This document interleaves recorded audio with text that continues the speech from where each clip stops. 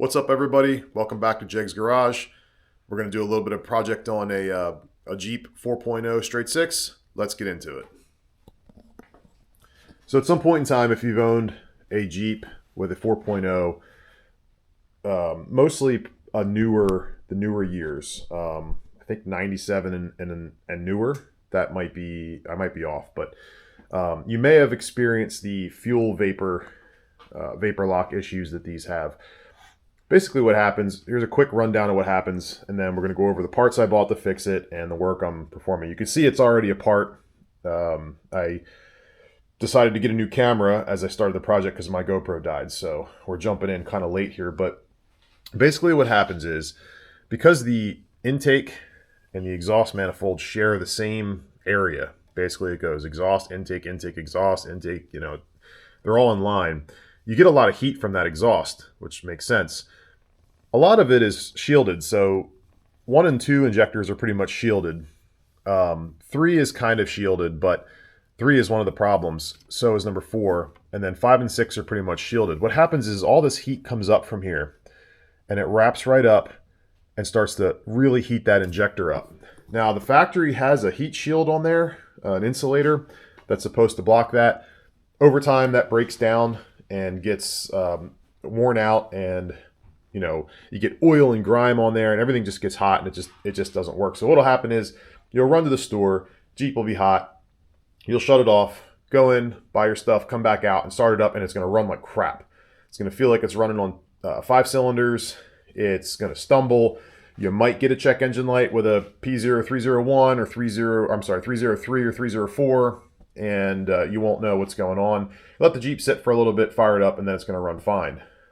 What's happening is that fuel is boiling out of the injector and boiling out a part of the fuel rail, and you basically are misfiring, and it'll cause an issue, and it doesn't just flush itself out right away. It kind of causes all kinds of chaos. So Mopar does sell a fix for this. It's like a little ceramic sleeve that you put on your injector and you zip tie it in place, and it's fine. It's like 25 bucks or 20 bucks, something like that.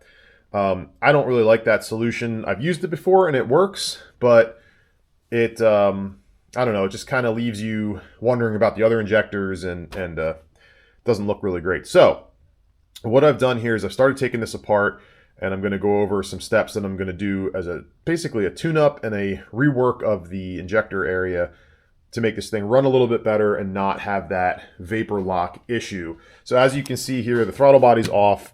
The throttle body is off for 2 reasons. One is to get the fuel rail out.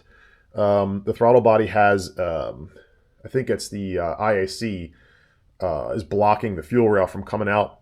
And the fuel rail gets pretty stuck. You can look up other videos online on how to get a fuel rail out, but there's some prying involved and some cursing involved. So I moved the throttle body off for that. Once it was off, I realized how gross it was. It was all gummed up and nasty, which is never a good thing. So that's off. The fuel rail is out. And that's really all there is to it. The wire loom is loose. It just slides onto the studs, the head studs. But it's loose because you need to take this up to put some of the parts on. So I'll show you that in a minute. Really easy to do. Hardest parts are getting this fuel line disconnected. You do need a fuel line disconnect tool. I forget what size that is. Is it 5/16? If I find the tool, it's either 3/8 or 5/16 to pop that off. And then getting the fuel rail out can be a pain because it does get stuck. So let's go take a look at the parts that I got, and I'll show you what we're doing here. So first up, we'll go with the throttle body. So this is the throttle body. They're really simple.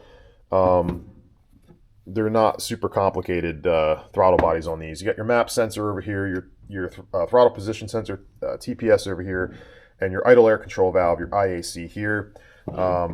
These are all really simple sensors. So unless you have a problem with one of these, I would leave that alone. But what you do want to do is clean it up. I'll see if I have a picture of it before I cleaned it, but basically it just gets gummed up with nasty stuff. The nice thing is, though, is it's just like basically engine blow-by, so it's like engine oil, and it kind of gets burned on there sort of, and it's not real hard to get it off. Carb cleaner, spray a little carb cleaner on, and it basically wipes clean. You just have to keep at it until it's all cleaned up. that'll make a little bit of a difference in how it runs. To go along with that, I did buy a new gasket because the gasket was kind of crusty. So it's like $2 for a new gasket, so we got that. Next up is we're going to talk about how we're going to stop the actual fuel vapor lock issue. Now here's the original heat shield that kind of goes in place, and you can see why one might want to replace this. It's in several pieces. It's been you know, burned up and it's falling apart. It's not doing a very good job, so that just goes in the trash, and this is what's going in its place. This is the DEI.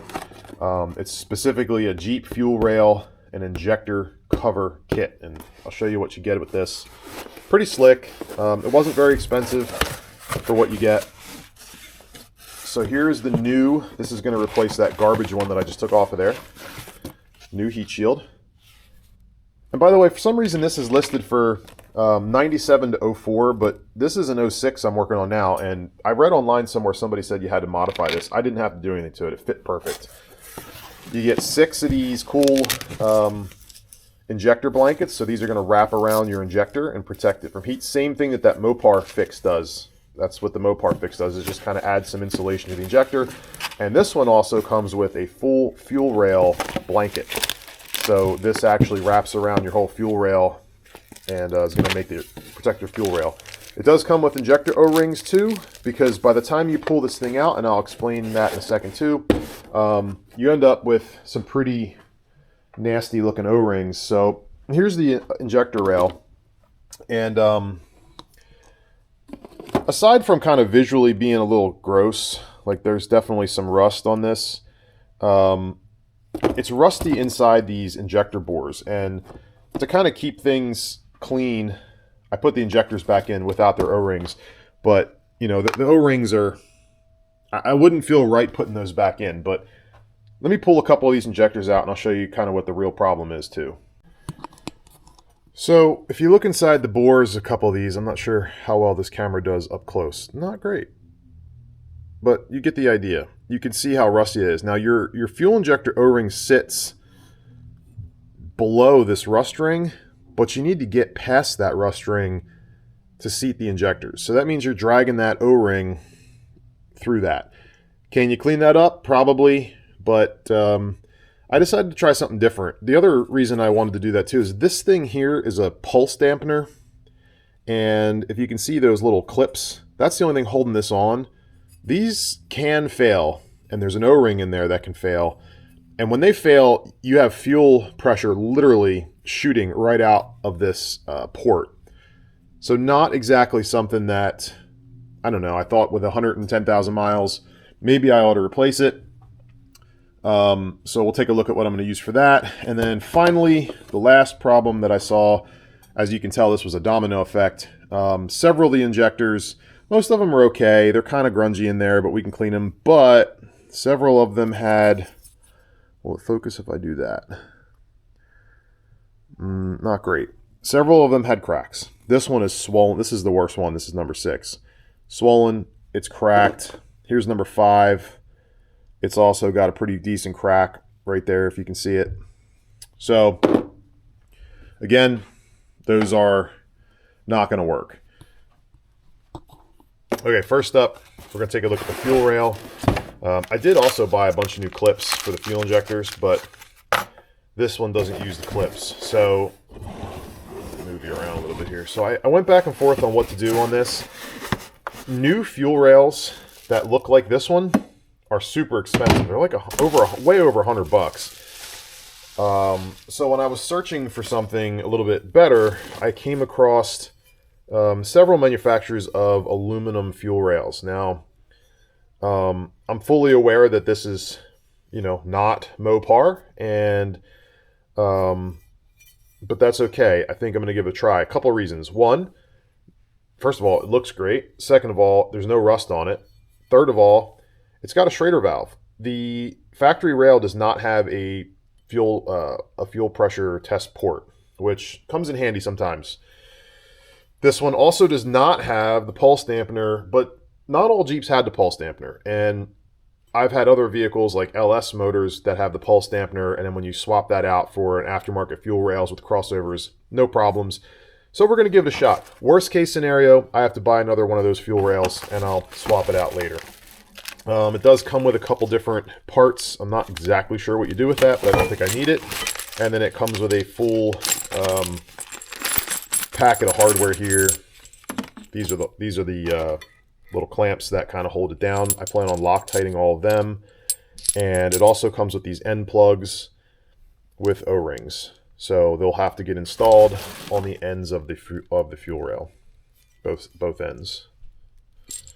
So we're going to try that for the fuel rail, and I'll probably do some of that off camera, but there's some pre-assembly that has to happen. And then lastly, here are the injectors. I went with kind of an unlikely source in my opinion. The company's name is K Suspension, like K as in kangaroo suspension. But they had a pretty decent price on upgraded injectors. So here you go. Here's a little shout out for them. Okay, suspension. There's another. I'm starting to build up my toolbox sticker collection again. But here they go. You can check them out. So they have a whole range of upgraded fuel injectors. And here's the ones that I got. So basically, these are rebuilt, so they are not going to be perfect brand new. You can see there's a little bit of some marks on there, but the one reason I did get them is these are 4-hole outlet injectors. So is that going to make a big difference on the 4.0? Probably not, but I wanted to go ahead and just get them anyway. These were about 150 bucks, 160 bucks shipped. So we're going to give these a shot and see how they work versus these guys. Am I expecting a crazy difference? No, probably not. But those injectors have just been on there forever, and this certainly can't hurt. The only thing I'm not sure of is, do I pull these caps off? I don't know. Do I pull those caps off? Probably not. We'll leave them on there. So that's where we're at. I'm going to do a little bit of cleanup. I'll throw some video of me putting certain parts together, but for the most part, just kind of hang out, and we'll see what happens at the end. Okay, just quick little notes here. These are all installed, and they all have red Loctite on them, because I don't ever anticipate having to take these off, but I was a little unsure which way they go, but just to save you the time, they do go in this position. You want the rail to sit a little bit lower. If you do it the other way, there's way too much distance between the rail and the intake, so the injectors won't sit right. So what I'm going to do now is pop these injectors in here. I believe the plug has to go this way. There's already a little bit of lube on these O-rings, but if you wanted to, you could use a little bit of engine oil or whatever you want to use to make these slide in easier. But I'm just going to go ahead and push them in to about there, and then get them ready for the putting them in. I have a little bit of work to do on the intake. I'm going to go clean the intake ports up a little bit, but yeah, once I do that, we'll install the heat shield. We'll get this down. I'll try to put the wrap around it, see how that goes, and then we'll go from there. I don't know if that wrap's going to fit on this, but we'll find out. Okay, just a quick note, incompatibility note here. So the DEI wrap for the fuel rail will not work with this. It's too big. So your stock fuel rail has a fairly small OD. It's very slim. This is not.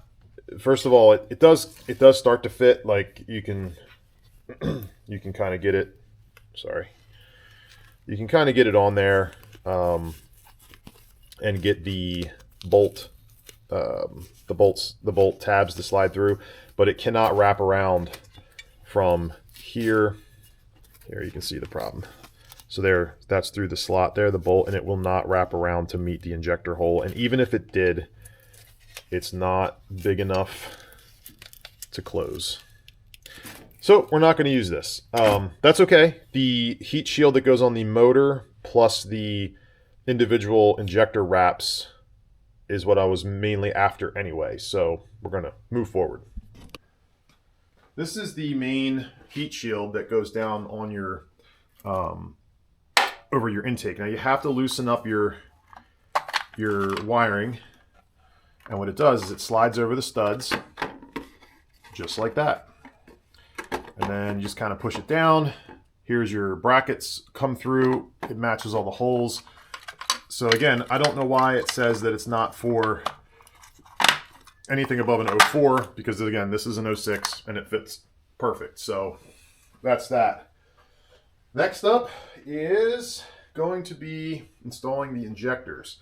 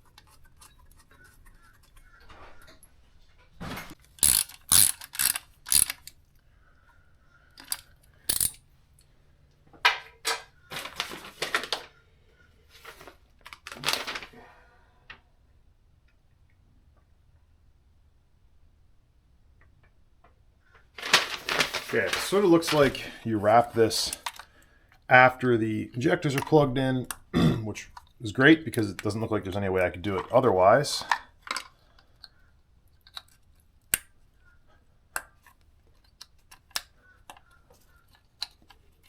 So I'm sure my arm is blocking most of that.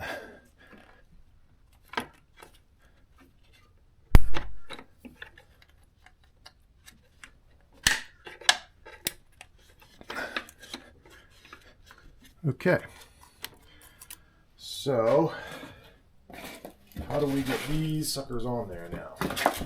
I'm gonna guess any way we can.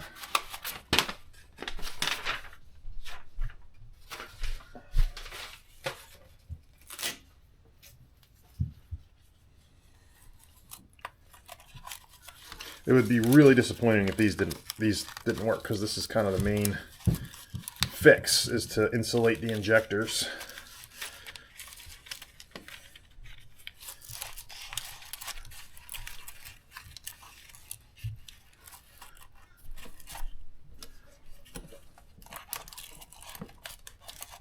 Okay. That's pretty decent. That should work.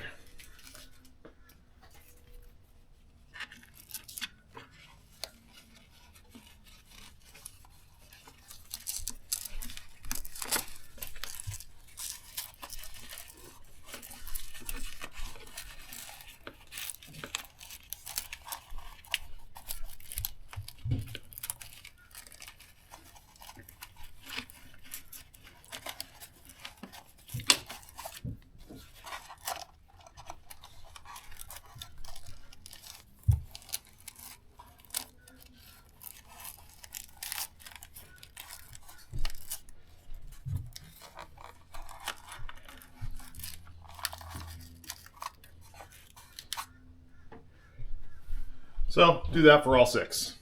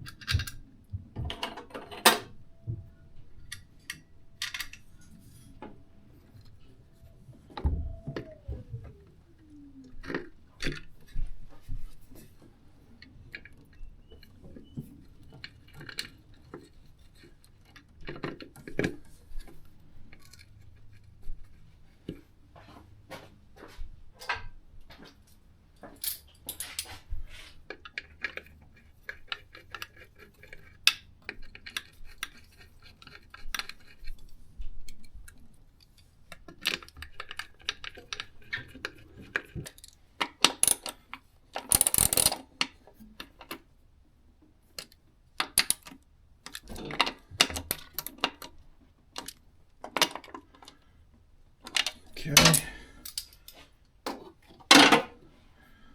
Let's hook some of this stuff back up.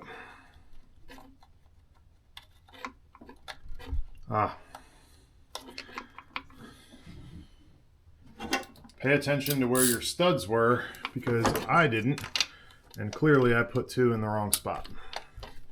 So can I get this loose without breaking the throttle body fitting? I'm going to make an educated guess and say that this one gets the stud.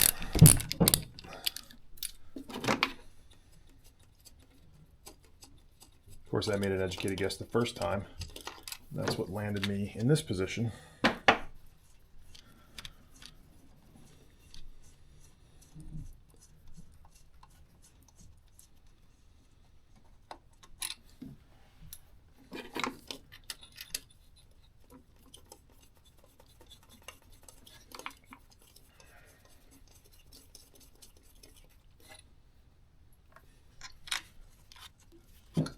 Comes around here and bolts down yonder. So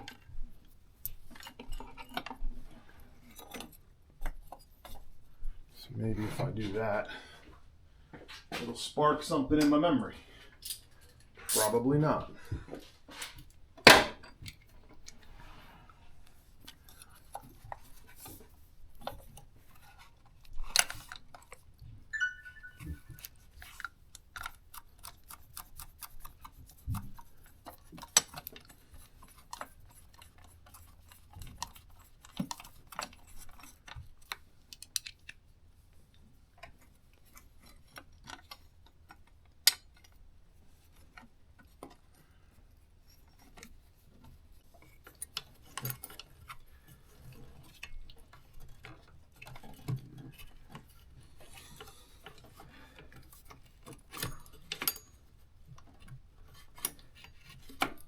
Okay.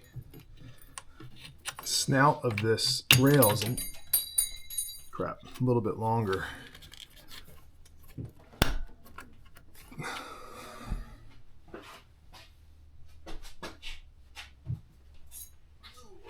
Okay. Will this still fit on?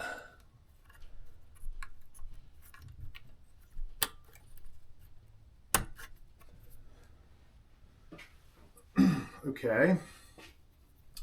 I think we can go ahead and prime the fuel system. I'm not going to try to start it yet.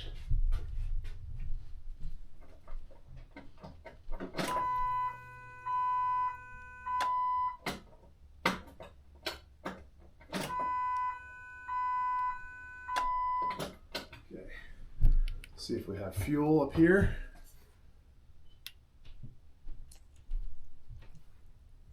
Yep, there it is. Got me. We'll do a quick finger wipe for leaks. I don't see anything yet. Let's go ahead and throw the rest of the parts on, which consists of not much, just the air intake tube.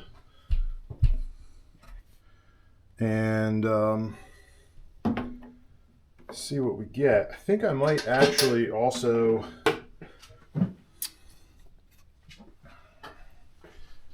before we go ahead and start this thing up, I think what I might do is I might go ahead and do a couple other tune-up items that I've been meaning to do to this Jeep.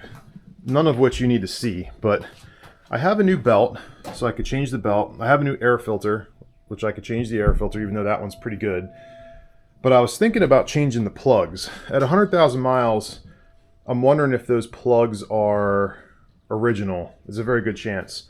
So I might actually run out and get some plugs real quick. And then come back, plugs, belt, filter, put everything back together, and then we'll back it out and go for a drive maybe, see how things go. So maybe we'll do that. I'll cut you back on when I'm done. Okay, so we're all back together. I'm getting ready to fire it up for the first time. I went ahead and changed the belt. The belt that was on there, I mean, it wasn't bad, but it definitely, I don't know if you can see that, but it's pretty cracked. Big chunks. Air filter, I changed that. It was okay. Not really anything in the pleats, but I had a wick, so why not? I pulled the coil pack off, pulled 2 plugs out. They look brand new. Not brand new, but they're definitely not. I didn't need to replace them, so I verified they were just regular old Champion copper plugs too, which made me happy because that's what I like to put in these. Everything's back together. All the blankets are on the injectors. I have the fuel rail cover in place. I'm sorry, just the heat shield in place. Again, the wrap would not work on the rail, but I don't think the rail is where a lot of the problem comes from anyway. If it does, I'll probably just get some DEI heat film or heat wrap and just wrap it. I could just wrap it as best I can. Everything's back together. Let's see how it goes. I haven't ran this Jeep in a couple weeks actually because it's been sitting. I might give it a couple key on, key offs.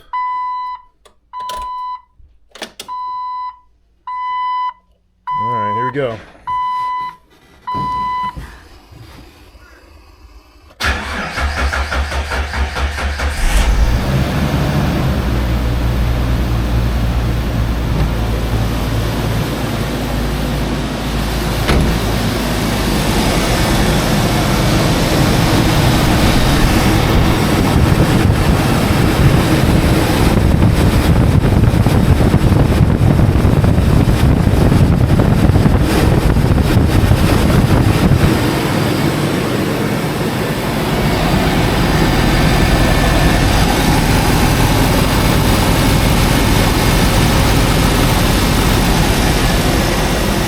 That seems pretty good.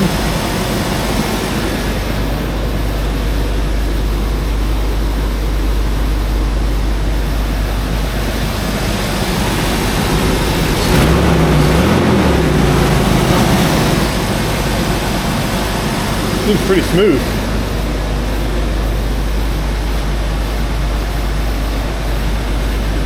All right. Okay, well that's that. I'll have to take it out for a spin next and see how it goes, but if I get a chance to drive it before I edit this video and post it, I'll give my impressions on how this works, because I can pretty much make it vapor lock consistently. If I just come home from work, stop at the grocery store, run in there for 5 minutes, come back out, it'll act up. So we'll take a look and see how that works, and if I get a chance to give you a review before I post, I will. If not, thanks for watching. Okay, so I just had it out for a while, and I have to say that the Jeep does seem to run smoother with the new injectors, as far as I can tell. Now, that's not like scientific or anything, but it does seem to run smoother. And it didn't do anything close to a vapor lock when I was out. We were running around for a while, shut it off, go in the store, come out 2 or 3, 4 times. When I got home, I let it sit outside for a few minutes, because that would also is when it would happen. I would come home and I'd park right outside, and then I'd throw the doors back on or run inside, unload the trunk, come out, pull it in the garage, and it would be vapor locked. So hasn't happened at all today. I don't see any leaks. I don't smell any fuel. It runs good. No check engine lights. So I did get a cylinder 2 misfire as soon as I fired it up. Now I think that was just air in the fuel rail. So that was never it was never a set code. It was a pending code. It never went full code. And after I drove it for a little bit, cleared the codes, it never came back. So I'll keep my eye on that, but I think that's what that was. But yeah, so pretty good. I'll put a link to all the parts that I bought in my description below. If you want to go the same route that I did, you sure can. And if you have any questions, let me know.